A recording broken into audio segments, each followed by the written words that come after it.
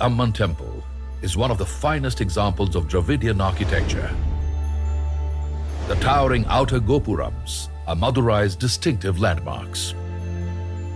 These pyramid-shaped gateways are embellished with thousands of sculpted mythological characters and fantastical creatures. There are 14 gopurams in all, varying in ornamentation, age and height.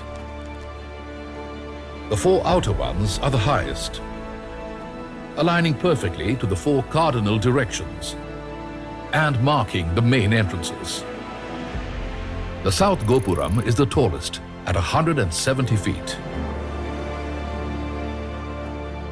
The temple complex is a series of quadrangular walled enclosures and is divided into 2 distinct sections.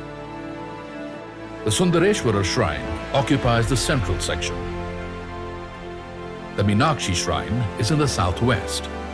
Both open east to the rising sun and have their own gopurams and gold-plated vimans.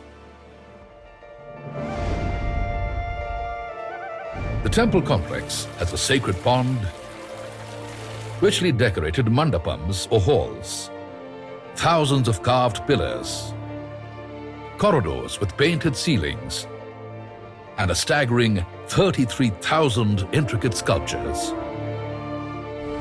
Opposite the Meenakshi shrine to the southeast is the temple's main water body.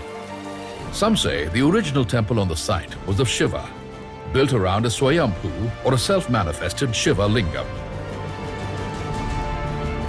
But for centuries, the presiding deity of the Grand Temple has been Meenakshi.